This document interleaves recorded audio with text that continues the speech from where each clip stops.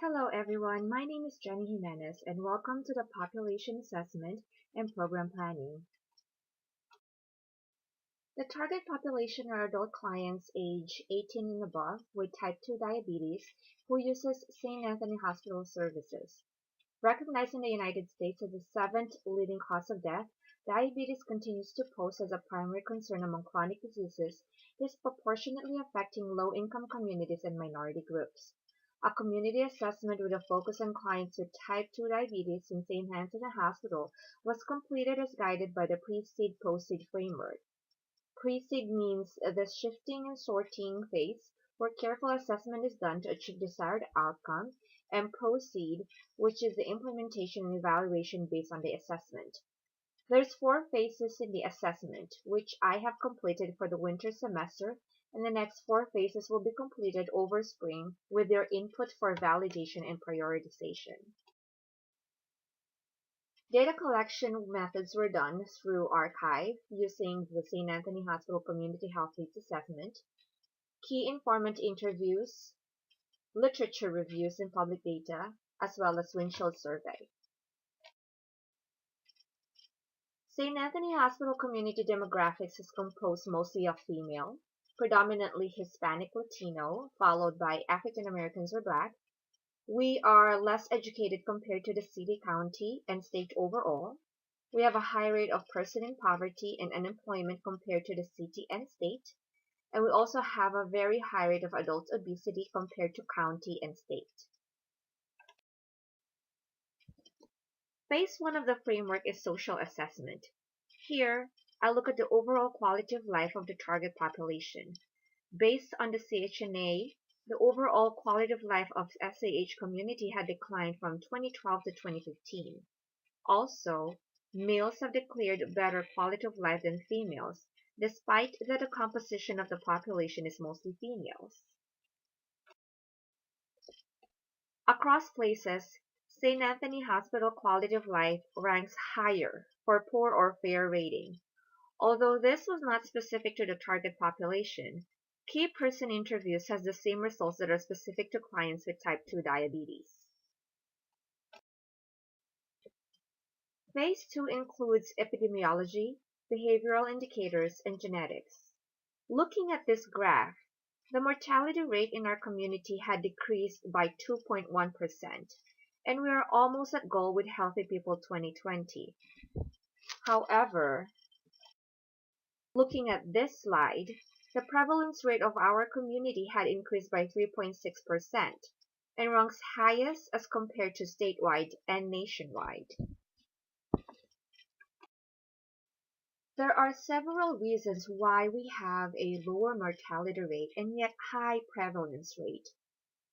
According to the ADA and the CDC, there's about 8.1 million of people who remains undiagnosed with diabetes, and new cases continues to occur at a rate of 7.8%. Unfortunately, because it is so hard to get data from all available data sources, I looked at ED visits across the board in the nation. So according to the CDC, there is a steady increase in diabetes as any listed diagnosis from 2006 to 2009. According to the HCUP in 2010, about 12.1 million were diabetes-related ED visits and higher among lowest income communities. Looking at SAH, there is a steady trend of clients with diabetes that visits the emergency department, but this data is not only specific to type 2 diabetes. Also, this data only covers those who have elevated blood glucose level of more than 250 milligrams per DL, when in fact, an abnormal elevated postprandial blood glucose is anything more than 140 milligrams per DL. We just focus on those with more than 250 milligrams per DL, as they are most likely a better indicator of uncontrolled diabetes. So far, the average is at 71 person per month visits, that is. Since March has the highest number of visits of adult clients with diabetes, total population of 83. This month was reviewed further to see insurance status of clients, and 61% of them is self-pay. This is where St. Anthony Hospital becomes the safety net hospital for the community. 19% comes from Medicare, and interestingly, followed by 13% of private payers, then Medicaid.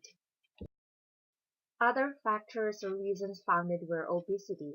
As mentioned earlier, our community has a high obesity rate at 38.8%. Please refer to the obesity rates in your handout. Reasons cited were the North Lawndale area is a food desert, which means that there is poor access to fresh fruit and vegetables, and there is a high number of corner liquor stores that serves junk food or unhealthy food or diet. In South Lawndale, food preparation and choices is a factor. They have access to fresh fruits and vegetables. However, because of the culture, food preparation is an issue as well as the choices because of the presence of fast food and restaurants along Cermak Street. The CHNA states that there was an increase in physical activity. However, 80% of patient interview answered does not exercise. So this is in contrast to what the CHNA founded versus to what I have founded through patient interview. Clinical informants also states that there is improper diet and nutrition. Genetics also plays a part in this issue.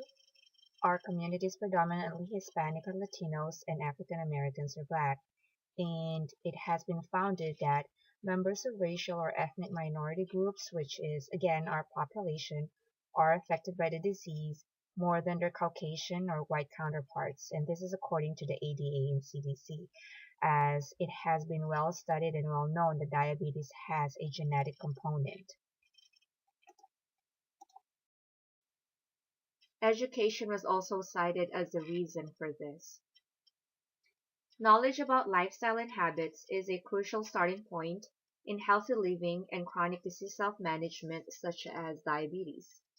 Our community does rate low as far as education proficiency, and key interviews have cited that there is definitely a need for education and diabetes prevention programs.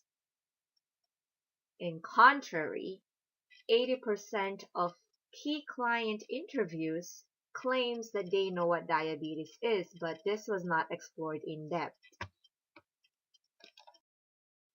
Poverty and access to care was also mentioned as reasons. Please refer to a handout with the title Appendix D, Vital Statistics, to see the unemployment and the poverty rate, of which we do have a very high rate of it as compared to Chicago, Cook County, and all over Illinois. Further, looking at Appendix E, Behavioral Indicators, even though there was a marked decrease of uninsured people within the community from 44.7% in 2009 to 15.5% in 2015, most of the clients with diabetes state that health is not a priority. Jobs comes first. Again, this go back to poverty and high rate of unemployment rate. Access to the emergency department is more convenient than to the primary care provider. In addition, poverty can also lead to medication noncompliance because of the medication cost. And according to some clinical providers, some insurances are very tight with their medication prescriptions. The medication noncompliance rate has increased from 17.3% in 2009 to 21.2% in 2015. Other reasons mentioned were transportation, social injustice, family support, and cultural beliefs. Phase 4 is intervention alignment with the organization's mission and goals. As you already know, diabetes is the second in the priority of list of issues to be addressed in the community as evidenced in the current implementation strategy.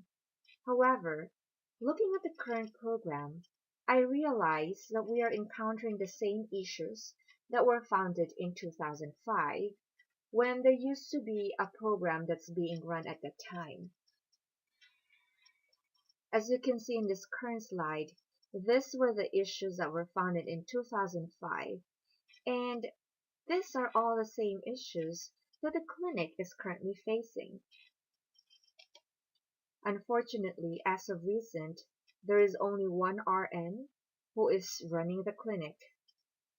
In July 2016, the center was given the Chicago 2.0 Seed Award, which is one of the city programs aimed at achieving a healthy Chicago.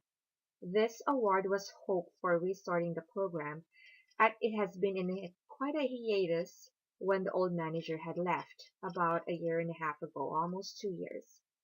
A pilot program entitled Diabetic Connect was launched in October of this year. However, because of poor planning, lack of resources, time, and facing most of the same issues in 2005 as written on the slide, the funding was not allocated.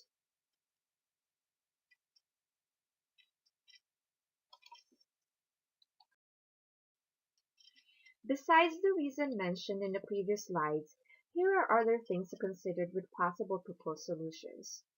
As for community witness, I have also found that 68% of the clients with diabetes are not aware of any diabetes prevention program. So a proposed solution would be the need for more marketing strategy. 66% states that transportation is an issue. A possible proposed solution would be to offer transportation services back and forth from the program. And many of the client agrees that exercise can help prevent diabetes. However, 80% of them do not exercise. Therefore, collaborating with fitness centers can also be a step to address this issue.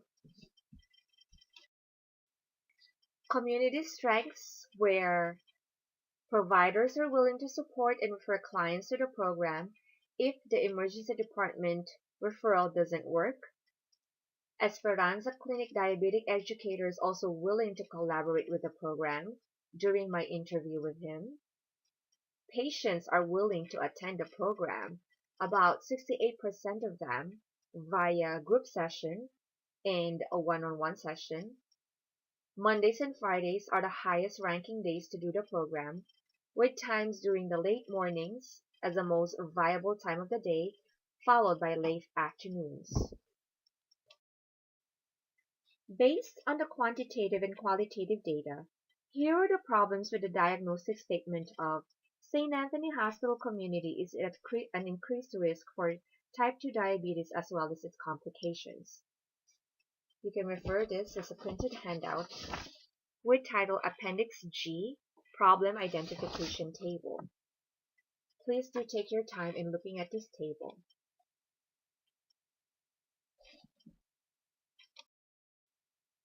This is the control and influence tool. Based on the listed issues in Appendix G or the previous slide, please examine our capacity for the level of control and knowledge of each issue. I will go over each issue and let us have a consensus on which box should it be placed.